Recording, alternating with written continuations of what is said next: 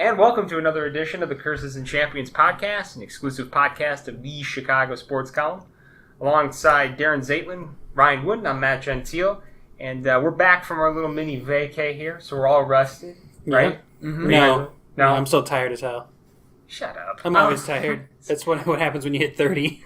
No, seriously, I wake up with cracking sounds a lot lately. Listen, I haven't worked in 11 days. This is the first time I've had more than 3 days off in a row, and I am well rested. Well rested. Yeah, I know. I spent a good chunk of my break, just writing and ringing over the Bulls. But I'm happy to be back talking baseball. Happy to be back talking about the Chicago Cubs. Yeah. So we're at that point of the year, close to the All-Star break, close to the trade deadline.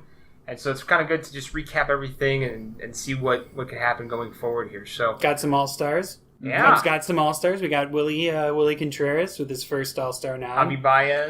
That was a pretty special moment, by the way, with Wilson Contreras in particular. That picture of him crying. And the news where he found out. That was cool. He's such an emotional guy. Mm-hmm. But I think he's going to be one of those guys that's going to be consistently top catcher in the National League for years to come. Well, and I thought he was struggling this year, and I looked at his stats, and he's probably easily top 3 catcher. Good. It's Real Muto, Worth Posey, 2.5 and him. wins already. Mm-hmm. Yeah.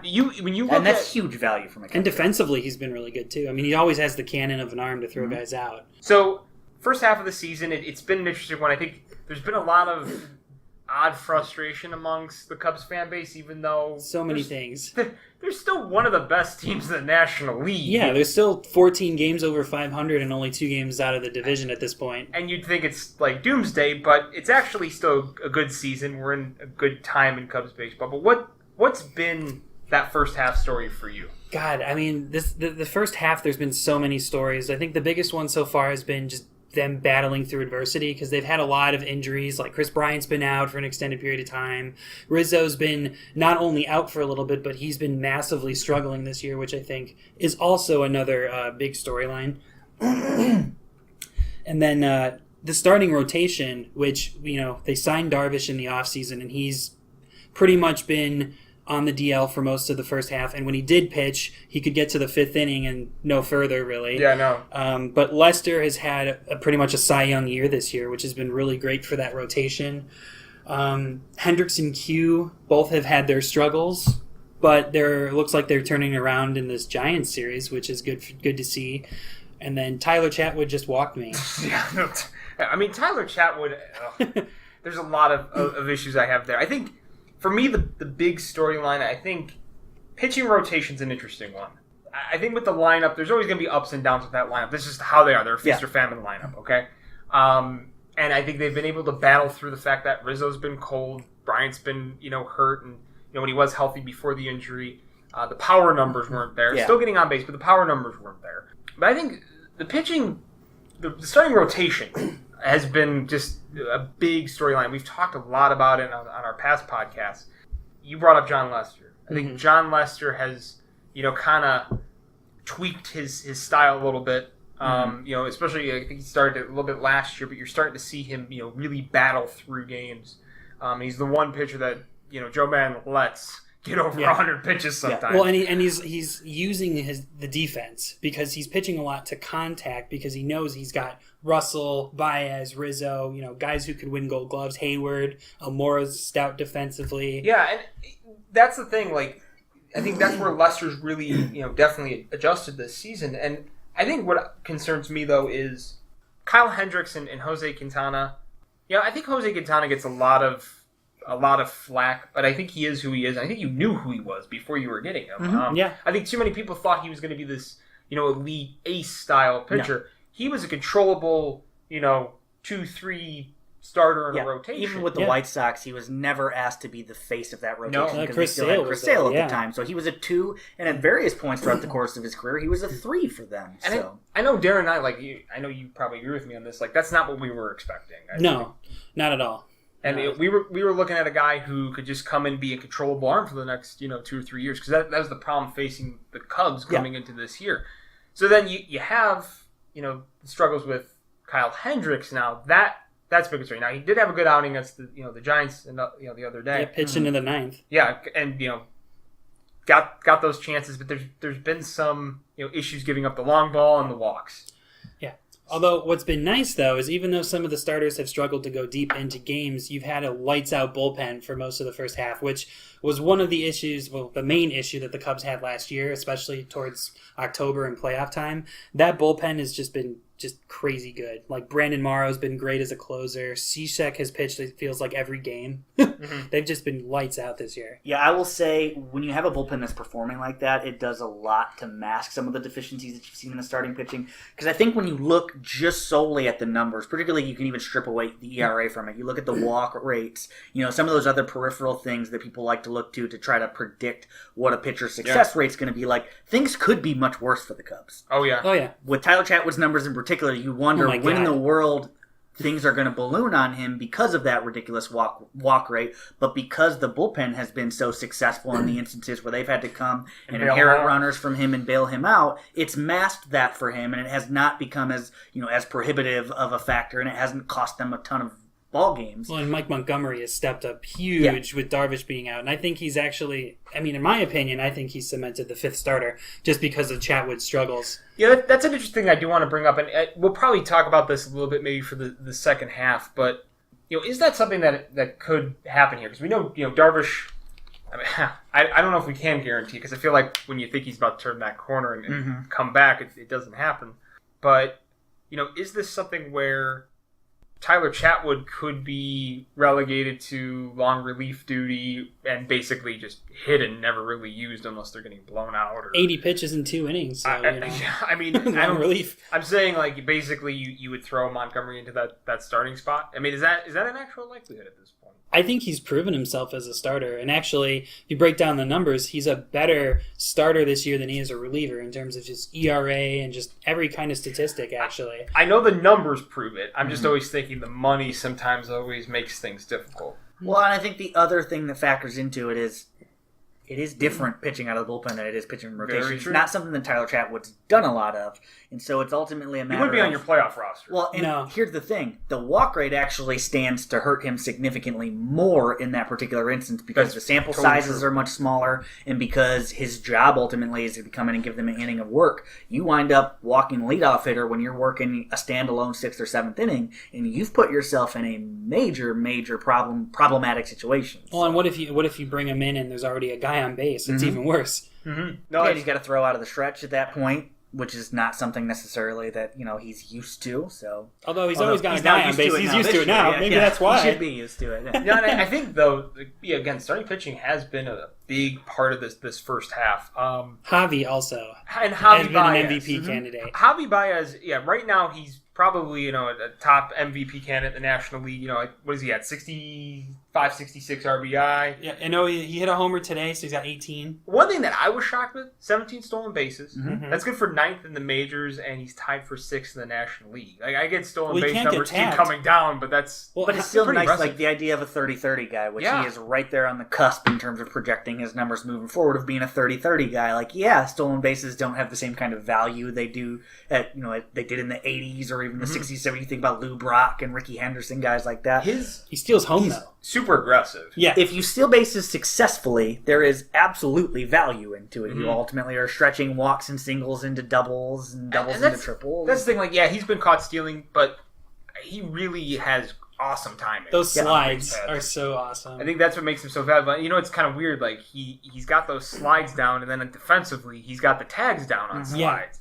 Like, I think his baseball brain, I think, is very underrated. He processes information very, very quickly. And while he does some things I think that people think might be unconventional out there on the baseball field, I think he's got well-reasoned thoughts behind almost everything that he does. He thinks, I can make that hook slide, even if it looks like, wow, what's he doing? Why is he going here? And the ball beats him by 4.5 feet, and he finds a way around. It's incredible. Those steals home, like just the way that those plays are mapped out. It's like one of the best plays in baseball. And the way the Cubs got mapped out with the way they even get the guy on first to do like the draw the pickoff the lefty pickoff, and then there's Javi, and like they just time it perfectly, and Javi has, I think, that aggression and the timing down perfectly. And then one more big story, I just want to call it out. Jason Hayward. That's a big has been fantastic. Not only defensively, as he usually is, but offensively, he's been really, really good. And Ryan and I brought it up when you were away. We brought this up about Jason Hayward kind of having this St. Louis revival, I would dare to say he's almost having a revival that's reminiscent of his time in Atlanta. Yeah. And this is a game changer, and it's not a flash in the pan, because this was something that was starting in May. Mm-hmm. We have a sample size now here through mid-July. Chili. The Chili Davis effect, I think it's started to, take its course. You're starting to see the patient approaches at the plate pay off. Well, you're seeing a lot of innings where it's 5 guys get singles in a row. It's not just all by the home run. No, they're playing a lot like actual National League style baseball. Yeah. A lot lately. And I think part of that is because, you have, your 2 best sluggers aren't performing at their highest with, Bryant out with an injury, back today. But Anthony Rizzo, he had a really good stretch in May. Mm-hmm. And I think if he gets going, then this lineup. Yeah, it's really scary. The good news with a guy like Rizzo is the peripheral data says happen. he will. It's a 239 BABIP right now. Traditionally, again, that's going to be closer to 300, and he's hitting 240 on the year. So if that rises to 300, ultimately you see Rizzo hitting in the high 270s, 280s, and it changes the entire complexion of his slash line. Well, and you got 35 homers between Schwarber and Baez to make up for the power outage a little bit from Rizzo and KB, which is pretty nice. Because you bring Schwarber up, I don't have a dog in the fight of first half storylines, but because I have his stat line in front of me, we're 3.6 runs defensively. Yeah. He's been above average Yeah, defensively. oh my God, for 0.2 all WAR. the shit Yeah. that even I have given him. It's funny to make jokes about the ridiculously bad routes he's taken to baseballs in the past. How many outfield assists does he have? I'm pretty sure he's towards the top of the league. Well, see, and he always actually has had a very accurate arm. Yeah. And also above average in terms of overall Got arm that strength because of that time as a catcher. But I'm sitting here looking at that number, and even knowing that he's made significant strides defensively this year, I would have never guessed that he was a positive defensive run player. During this Cubs podcast, we have a White Sox blooper reel on in the background here. It's just the game. Sorry, it's... It was a really bad diving catch attempt. He was nowhere close. And see, that's the thing. That's why defense is important. Guys, we're winning. Just let me against the enjoy Cardinals this too. I got to root for the ahead. Sox. It's 1-0 in the top of the 6th. Let's not talk about Charlie Tilson looking like he's in a Tom Amansky bad baseball video. Back to back to back. Fred McGriff. I think that part of Kyle Schwarber's success was his Tom Amansky videos. Could be. Probably. You probably watched that on repeat. Because remember, guys, this guarantees results. So... He's been thrown into a lot of buckets. Yeah, that's oh my God. That's just actually the entirety of Tom Amansky's defense. Yeah, basically, videos. here's a bucket. What is it, like Bozo Here's the a bucket Clown's that is bucket sitting time? where second base should be. We want you to throw the ball into that bucket. All right. And to be honest with you, it makes sense. It when does. You're throwing a ball from the outfield, you want a throw that's low on a line and able to easily be caught and swiped away for a tag. That's why they won back-to-back-to-back. So what you learn here on the Curses and Champions podcast, which is exclusive to the Chicago Sports Town, is that Kyle Schwarber is taking a book from Tom Amansky on his defense. And that's great. But, the Cubby Kool-Aid's flowing. It's really good. But I'm going to go back to starting pitching just real quick. Yeah. Because I think it's important. Yu Darvish is a big first half storyline. Because Yu Darvish, and I wrote about it when I decided to do a lot of puns at the initial launch of the Chicago Sports Town, was, you complete me. And it was about the starting rotation taking shape with Yu Darvish being that final piece. I didn't think he was going to be the guy, the ace for that staff. I think that's still Lester. I would even say Kyle Hendricks has more potential to be that. Mm-hmm. I think Jose Quintana could mask those problems too by being just a solid pitcher. But, having said that, you still want to get production out of Yu Darvish. You paid him. If you don't get that, me don't get that production out of Yu Darvish come, down the stretch when you're fighting for the division, you're right now 2 back of the Brewers. When it comes postseason time, do you need Yu Darvish to perform, not even at a Cy Young level, but do you need to have him performing at even like a number 2, number 3 level? If you don't make a trade, yes. But if you do make a trade, you can necessarily get by without him. Just with Lester pitching the way he is, Hendricks is starting to turn the corner. Q, Montgomery. Right. So what you're saying is if you get another arm at the trade deadline, and we'll get to some names I'm sure in a little bit, but so if you acquire a big name pitcher at the deadline, or at least a guy that is a solid starter, then you would probably dump Darvish into a number 5 spot at that point. Then screw Tyler Chatwood at that point. Yeah, and then Montgomery goes back to the pen. You just rot in the dugout all season until you buy him out in winter. What about you? DFA. Ryan, you don't really have you don't have a dog in the fight. So like for you, why you? With you, Darvish, do you look at that and say he has to be performing at a top level for the Cubs to go all the way or to even make a big, large postseason? I wouldn't say that he has to. Okay. I think the Cubs have built an organization where they don't necessarily have to be dependent on a single entity like that. However, it's fairly easy to say that if he is, it significantly improves your chances. I think the Cubs have ultimately built a franchise that is capable of competing for World Series championships right now, from this moment forward, regardless of most of the circumstances, short of just catastrophic injury after catastrophic injury, right. Because the depth, the quality is there.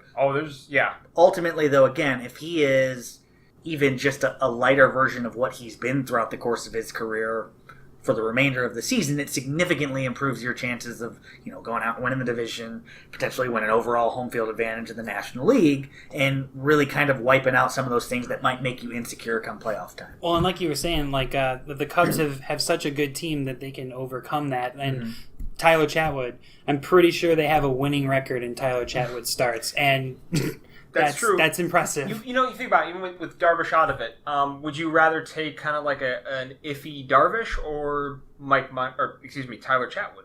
Darvish. Yeah. Darvish has the better stuff, and that's how I'm kind of looking at it. Like, there's a narrative, and it's interesting that you both said that because I tend to agree with you guys that you don't need you Darvish to pitch at this elite level because I think they've overcome it to this point. But they paid him to pitch at that level, though. I think the thing the Cubs did when they signed Darvish to that contract is they looked and said, for the next 2 seasons, there's not going to be one valuable pitcher that hits the market. So I think they just said, you know what? Screw it. We'll throw money at you, Darvish, and see what happens. We'll throw money at Tyler Chatwood, see what happens. Now, it's interesting. Have any of the free agent arms really bared fruit? I mean, Arrieta started the year on a really good stretch, but I mean he's kind of been up and down since then. But he's probably been the best out of the big names. But not because Lance Lynn has sucked. Cobb's been awful. I mean, I think St. Louis signed some guy named Mike Mikolas from Japan. Signing, I think. Oh yeah, so that technically might have been. And he's been the best, and he's only making like $500K or something. And of course, he's on my fantasy team, so I know of Mike Mikolas well. Is it Mike or Miles? Who knows? He's got a porn stash. He's got like a 2.3 ERA. Yeah, it's ridiculous. He doesn't strike very many people out, but he's getting me those W's. That's what I was gonna say. He's been really solid, but you look at the free agent acquisitions. It's not like a lot of them are doing that well. No, and that's probably why there was such a long wait for them to sign. And that's why I think for the Cubs, what they were looking at is they were looking at it from almost like a cost benefit look. Like, all right, if there's nothing on the market in the next 2 or 3 seasons, then let's just sign a guy, try and, have a stopgap, and then if he pitches ball, great. If not, who really cares? We're probably going to have somebody come up through the system. We're probably going to, find another guy that, might be a gem that hits the market in the next couple of years anyway. And Alzolay, if they keep him, Alzolay might be the guy they call up and become a starter. Alzolay was, we've talked about him, and we've written about him.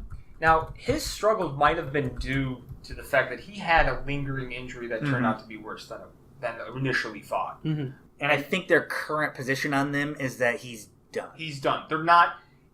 Rick Sutcliffe came out. Now, Rick Sutcliffe, he's a national analyst, but he does some things for the Cubs organization. If you listen to him, he's got his ear tied to the organization. He's always in contact with these guys. So one of the guys that he's really worked close with is Alzolay, and he even said, he probably could come back if they wanted to, bring him up for the stretch run. Yep. They don't want to risk anything with him. Just being very safe. And I don't blame him because that's a guy that, it's one of the few future arms that the Cubs are ever going to produce. And it's a big arm, too. He hasn't been looked upon as that elite prospect nationally. However, I think pretty much everyone who knows of him knows that his stuff has the potential for him to be that kind of a prospect. And so you see him, get into the right situation and click ultimately, and he could be a top-of-the-rotation guy at some point down the road for you. That's the type of stuff that he has. And the thing with him, too, is this was a guy coming into this season where they thought if he got some run, that by next year, if he didn't come up, you probably would have seen him vault into a top 100 prospect potentially on the low end. Mm-hmm. So that's promising when you see that, from a guy like this. And I totally agree with the move to shut him down. Definitely. So, we talked about, trading for a big piece.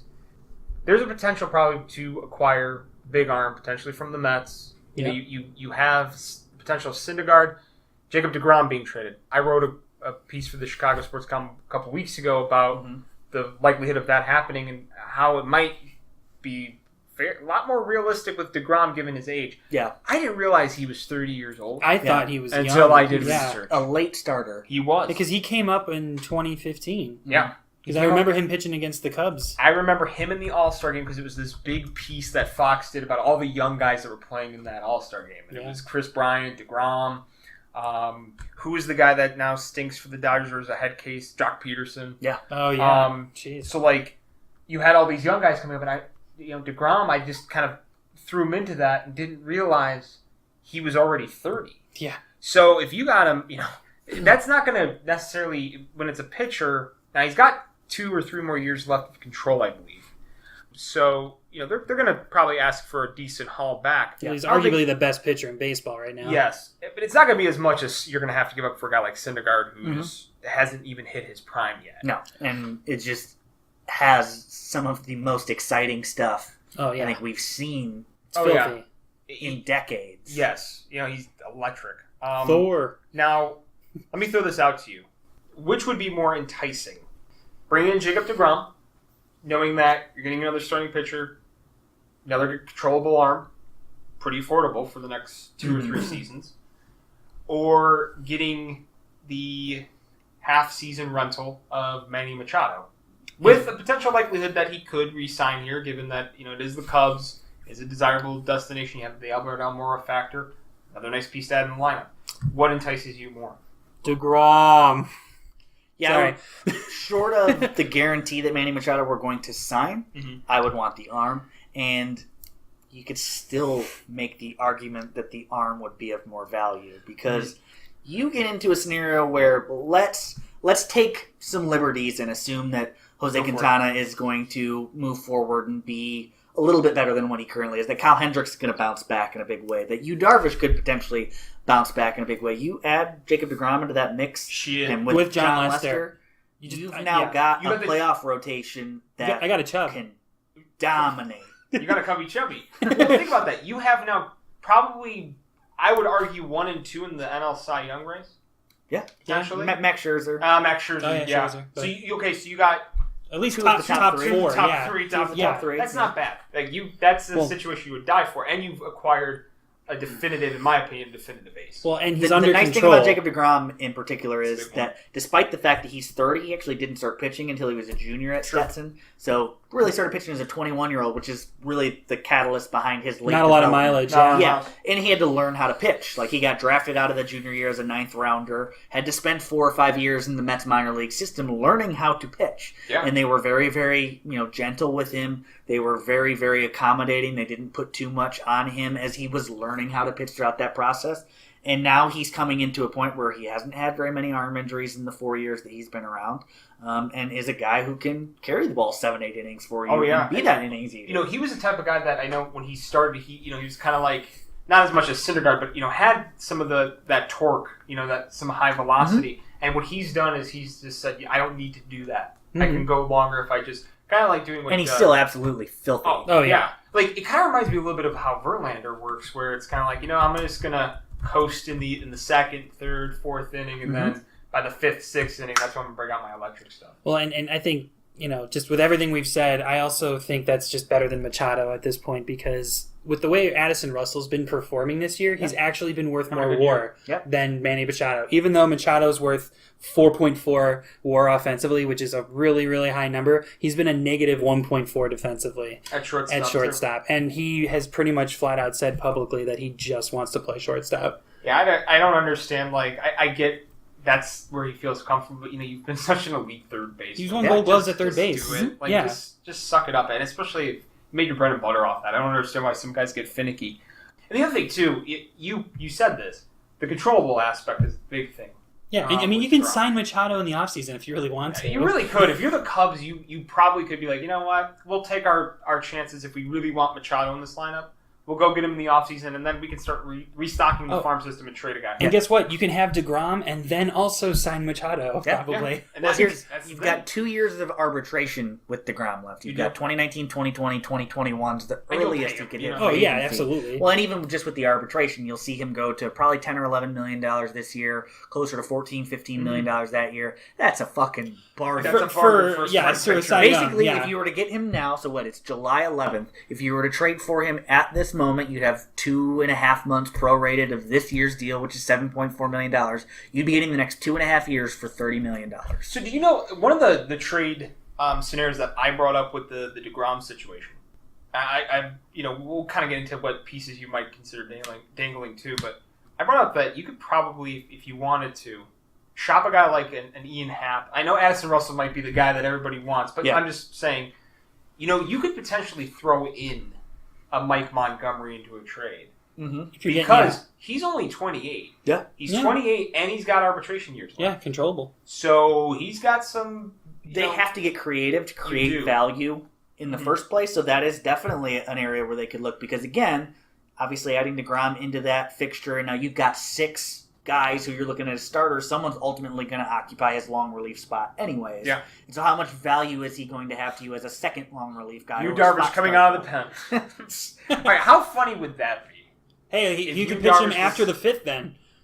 Oh, wait, you know what would be so funny is if he's relegated to long relief, comes in like scenarios in the playoffs and ends up going 2-3 innings and saves the game. Listen, I would laugh my ass off. His stuff is filthy, and so in that regard, he's not walking a ton of guys. Could work. His walk rate's a little high, just for where he's been at historically, but that's actually another reason to hope that he would bounce back. Well, that's what I'm saying. Like his strikeouts have been lower than normal. Say career-wise, though, guys like him who later in his career they still have very good stuff. He still throws a mid-90s fastball, but have lost a mile or two in velocity from that fastball. They can always benefit a ton because when they still have that natural stuff, you put him back in the bullpen, and he can start reaching back for 97 again without having to really think about it. So I know you probably got some of the stats open. On Darvish, I want to say his K9 in the limited action we saw him is right at his career average. Yeah, it's right there. He's striking out 27.2% of batters, which is a very, very high rate. So he's still got that swing and miss capability. The 2 areas that are plagued him is his walk rate's been a little bit high, and he's given up the long ball. 17.5% of fly balls have gone out of the ballpark. That's not a sustainable number, so those are 2 reasons to ultimately be optimistic that he will rebound. He'll hopefully start to walk fewer people in this warmer weather, and ultimately the ball will stay in the yard more frequently because he's going to get the ball down in the zone. Well, that was another thing is because I know we went to a game where Darvish pitched, and it was just horrible conditions. And I feel like most of Darvish's... And that was when he derailed after that balk. But I feel like most of the games he pitched in the beginning of the year were just during dog shit weather. I think we agree that you wouldn't probably want to give up too much for Machado. Let the Brewers screw their farm system. Let them drain their farm. Let the Yankees make a run at him if they want him. God, that's a nasty lineup, though. No, seriously. Syndergaard, I think the price might be way too high for a young pitcher like that. So I honestly don't know if they could put a package, if they even had the ability to put a package together. They'd probably have to give away the entire farm system, and I mean literally every player. They'd have to put them all on a bus. 240 players. There'd be multiple buses. Get the buses! Theo's just all in. We got Jed Hoyer driving the bus. They have to shut down their 5 minor league affiliates for the year. They just have to just quit every game. We have no September call-ups. I'm going to go out on a limb and say the folks in Iowa would not be particularly happy. Jed Hoyer comes up with a mustache. Baseball. That's the September call-up. Hello, I'm Head Joyer. So if there's that deGrom trade package, I'm going to throw out some names. Okay, you tell me if you include them and what kind of package deal you might have to do with these players. So the first one, Addison Russell. Given that, I get it. You could make an argument. Plug Javi in at short. You put Happ or Zobrist at second. To get a Jacob deGrom. I'll start with Ryan first on this one. Would you give up an Addison Russell to get a Jacob deGrom. Yeah, he'd probably be the one I'd be most reluctant to part ways with, particularly with the fact that his offensive numbers are very serviceable this year. It's a 279, 350, 406 slash line, and particularly that 350 OBP. Yeah. That's something you can live with at the bottom of that order because it gives you opportunities for some of the power that they have up and down that lineup to drive and run. So. And one of the highest defensive wars in baseball. Yeah, and so you know obviously what he's going to give you defensively at shortstop, and because he has that baseline value that he's going to provide you defensively, when he can give you this offensively, that's a very good shortstop. He's 24 years old, so I'd hold on to him if I could, but yes, I'm absolutely still doing that deal for deGrom. Before I get to you, Darren, on this one, because I know you're probably going to have good thoughts on this. Okay. Addison Russell, though, it's probably not going to be him alone, so what are you packaging with a Russell? Do you have to grab, maybe a Maples or one of the arms that you've drafted recently in there? Are you going to have to throw in a Mike Montgomery? Are you going to have to maybe throw in another young player like a Happ, a Schwarber, or somebody of that ilk? You'd probably have to definitely throw in a starter, like Montgomery. So I would honestly think even with Addison Russell and Mike Montgomery in the picture, it would probably still cost you 2 prospects. Yeah. Yeah. Now, are we talking basically a lot of mid-levels? Probably 2 of the top 5 prospects in that system because ultimately they just don't have the elite level prospect that would really turn ahead. If they had a top 50 guy, you could probably get away with just Addison Russell and the top 50. Player. I feel like the farm is open if you're getting deGrom, to be honest. I feel like they feel like... I would not feel any remorse whatsoever with them dealing anybody that they have in their system, especially knowing that they're not going to deal Alzolay. They can't deal him because he's hurt. That's against the rules. You're not allowed to do that for some reason. And honestly, I think anybody but Alzolay, I think go ahead, take him and... Take 3 of them. I don't care. care. I think, honestly, when you're getting a controlable arm, and I get it, he's 30. But the Cubs window is now. The Cubs window is Jake now Arrieta 2015 level this year. And the Cubs are now have approached this the reality now that their farm system is not going to be as strong as it obviously was during this build-up because they're picking towards the back of the draft. They're not having those opportunities to draft in the top 10 again. So really the only way that they're going to pull elite-level prospects over the course of the next several years is through international signings. Oh, and I think one of the things that they might do is a lot of this addition by subtraction. I think in this winter, I know we've said this probably. They have too many guys. They're going to have to deal one guy, and if it's a Schwarber, a Happ, a Russell, potentially if you get Manny Machado, you sign him, or you sign a Harper. Deal him for prospects instead of a major leaguer. Yeah, restock your farm. There's more value there by doing it. Hayward's value is going up this year. If you eat a decent amount of money from that contract, it's possible. Yeah. If you even get mid-level prospects for that, that's not a bad return. Now, Addison Russell, in your opinion? At this point, I don't think so. Just because I think he fills out the lineup, from 1 to 8, they're really deep in that lineup. But then what he gives you defensively, combined with Baez, is just, that's a sick shortstop second base combo. I think defensively you would take a hit because you would be wheeling in Zobrist into that second base spot. And who's serviceable, but still not Javi Baez or Addison Russell. It's a good point. There's a legitimate concern there defensively. I think I might roll the dice, and I'm with Ryan, I think, on this, that I might roll the dice just because I know I'm getting a controllable arm. deGrom just has so much value. Yeah. And I like Addison Russell quite a bit. It's just I can't look past what deGrom gives you and the potential for you to have this just dominant rotation. Disgusting rotation. How do we feel about... Ian Happ, Kyle Schwarber. If you were to package a deal around that, is that... No, Kyle Schwarber's good at defense now. I know. I just told you this. I know, and that's... So this is interesting. If you were to deal... let's say it's Kyle Schwarber now. The Kyle Schwarber package, what would that have to include? Would it be a similar one as the Addison Russell one, or do you have to really beef this one up? Well, what hurts him is if he's going to the Mets, he has to play defense. Mm-hmm. He can't be a DH. But like Ryan just said, the he's value's improved. There this year. Yes, here's the thing that you worry about. And defense is the absolute hardest to project because with both hitting statistics and pitching statistics, we can look. There's other little numbers we can look here to see if something's flukish or not. Defense doesn't necessarily have the same. It's true. Different overall stadium. He'd be playing in Citi Field. Yeah, so there's just not a lot of ways to evaluate. Is he just getting very, very lucky defensively and making some plays, just kind of pulling things out of his ass at this point? No, he's or the greatest is this of all time. actually what he is? He also does. Did he truly absorb the Tom Amansky? Skinny Schwarber is 20 miles an hour faster running. So you also got to think about this. You bring up a good point because we just talked about that surrounding defense on the infield. he's got either Almora or Jason Hayward next to him almost every day he plays. And Almora covers, like the entire Earth. Right.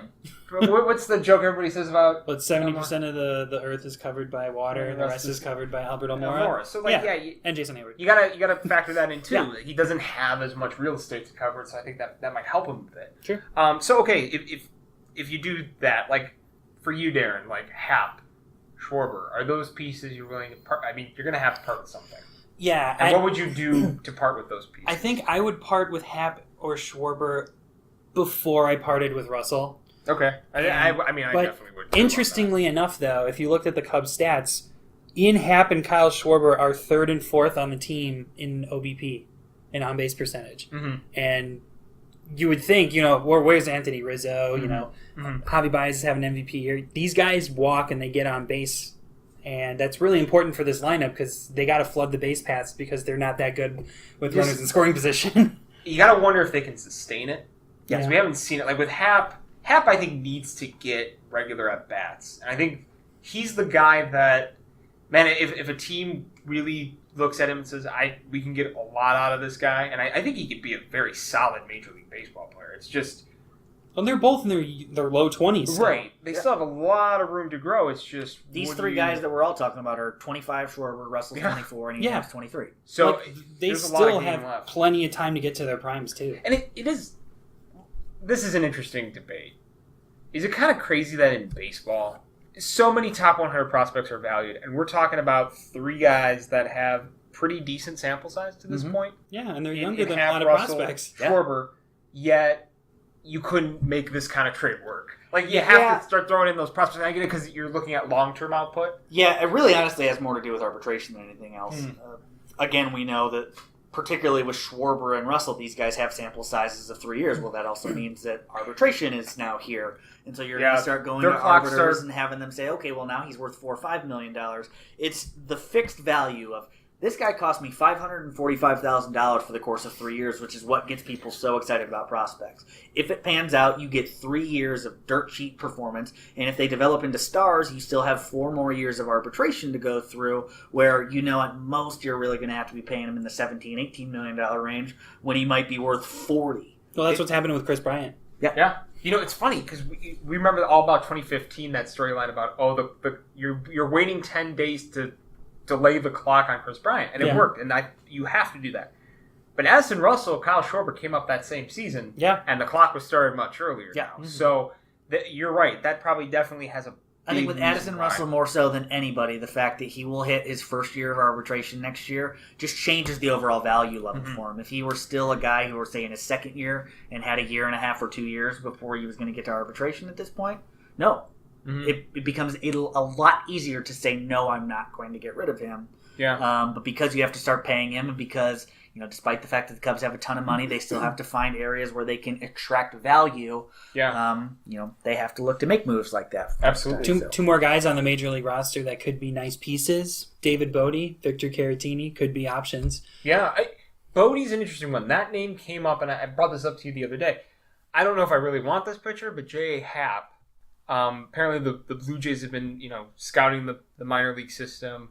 They were scouting Bodie when he was down in the minors, and they have been scouting him in the majors now. It's not a bad... Yeah, again, J.A. Happ, I think, is, 34? You're really just getting him for the stretch run. I don't know. I don't know if that's the kind of arm that I would want to acquire, especially if I know there's the potential that Jacob deGrom could be on the move. And I get maybe other places offer more robust packages, but, if there's that opportunity to get a controllable elite arm, and you go with J.A. Happ, I would feel kind of ticked. Yeah, and J.A. Happ, he had a really good start to the season, but lately he's been really, really bad. And even though he has 10 wins, he's still sitting at about a 4.5 ERA. I kind of want to get this wrapped up in a little bit, but what are some things maybe for the Cubs as we get into the second half and get close to the deadline? What are some other maybe areas where they can start filling some gaps on their rosters? Are there more depth moves, bullpen arms? What are we thinking? Well, I know that there were some rumors going around that they're looking at kind of like a veteran presence, like a veteran outfielder. The couple of names that I heard was Adam Jones from Baltimore. Yeah, I saw that. And Derek Dietrich from the Marlins. Kind of to fill that David Ross, that role that's missing now, Grandpa Oh, Rossi. God. But I also think there's a lot of options out there for bullpen arms if they wanted to say, well, maybe we don't want to spend the farm or spend our major league roster on a deGrom or a Syndergaard. Let's just get an extra bullpen guy and then just ride out with the rotation that they have. This is where I do my infomercial for the White Sox. We're looking for bullpen help? Come shop Chicago White Sox. We've got 4 lovely options for you. Yeah, we're not giving you anything from the farm system this time. We don't have something you want, yeah, but you already took it. yeah, you already took our that's going to be a tough one when we see Eloy Jimenez come up. But well, like Zach Britton's a name that I know that the Cubs have always been danced around, but the problem is the Orioles are trying to include him with Machado. in Machado package to really just take a total massive haul back. The Orioles dropped the ball on those two so bad. Well, they could have easily, I think, shopped Britton this winter. They could have easily shopped Machado this winter. I get there's more, I don't know. Ryan, what do you think? Do you get more in the winter dealing guy with 1 year left, or more at the deadline as a rental? It depends. At that point, you're taking a gamble ultimately that his productivity is going to hold through the course of these few months. There are instances, like we talked on our White Sox podcast earlier about Avisel Garcia, where he could theoretically build or lose value there. So taking the risk it depends on where they're at. I think with a guy like Britton in particular, who is well established, it's riskier to wait until the trade deadline because bad things can happen and really usurp his value. He can't pitch too much better than he already was. So, but then he had the Achilles injury. Yeah, exactly. Yeah. And then that's the risk that you ultimately run with that. So I think you certainly, especially with a guy like Britton who is middle-aged-ish, was he late 20s, early 30s at this point? So there's not going to be too much more projection left in his game. So you offload him when you can, get the maximum overall return, and don't let him do anything that will ultimately usurp value. The Adam Jones one is actually a really interesting kind of piece to add to your roster as a late addition, because he's been solid. He's been a solid, productive major league player. I know he's a little older now, and I don't think he's been as productive this season or the last couple of seasons, but it's not a bad piece to add for a stretch run.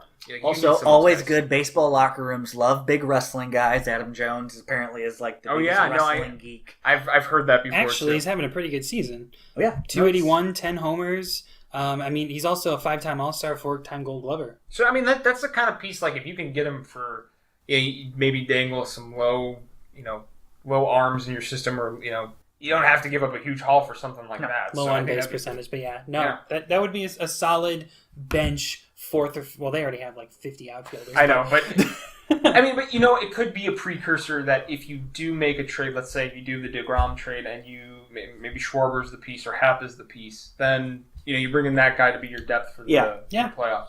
So for the second half, just to wrap up here, Darren, what do you expect for the second half? How's this race gonna, you think, end up with Milwaukee? That is confident. That is a good question. Milwaukee's been really, really good, and they have probably the best bullpen in the majors, where the Cubs are probably top 3. So it'll be definitely an interesting stretch run. I think their starting pitching is pretty weak, or has been pretty weak for the season, so that could come back and bite them, because you can't have Josh Hader pitch 4 innings every game. His arm's going to fall off. But they've had a bunch of guys overperforming, like Jesus Aguilar. That guy's nuts right now. They have gone neck to neck every time the Cubs go on a run. The Brewers go on a run. Mm-hmm. Every time the Cubs lose, the Brewers lose. Yeah. So it's the Cubs have had a really hard time trying to shake them off. Yeah, and they usually separate around August, September. Like last year especially, because the Brewers had the division lead for most of the year, and then the Cubs were like, let's do this. And under Joe Madden, their second half is one of the best in baseball. And you expect them to get healthy with the All-Star break. They probably make 1 or 2 trades. Even if they're not the big trades, they'll be nice depth pieces to fill out the roster. They've got to do whatever they can to win that division, because when we spent the whole top of this podcast talking about those starting pitching issues. You find yourself in a wild card situation where you've got to spend your ace in that one and done setting, and now you have to go into that series, that divisional series, with 2, 3, 4, and potentially even 5 in the mix there. You don't get to go necessarily to a 4-man rotation when you play that one and done wild card game. True. You could run into a buzzsaw like 2015. Exactly, and now you put yourself in a position where you've spent John Lester already, and now you've got these 4 questionable arms who all have issues going about with them. Well, I'll tell you what. I know who I'm trotting out in Chatwood? that game is Tyler freaking Chatwood. Wait, now that was...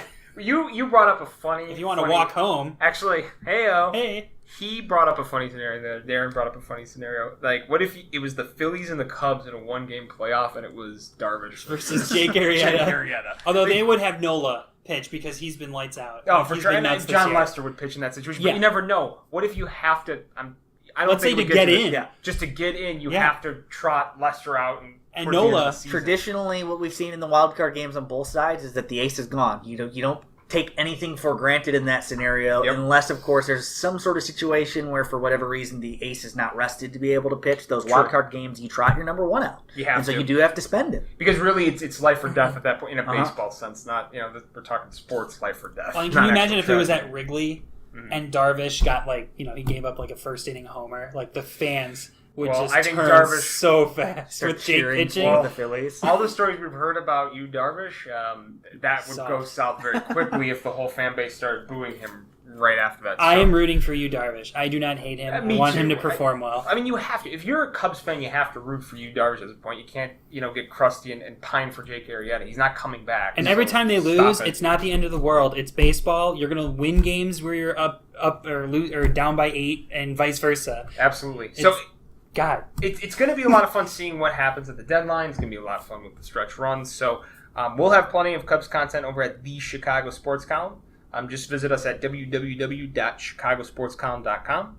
If you want our latest updates, articles, and podcasts, follow us on Twitter at Chi Sports Column. That's CHI Sports Column.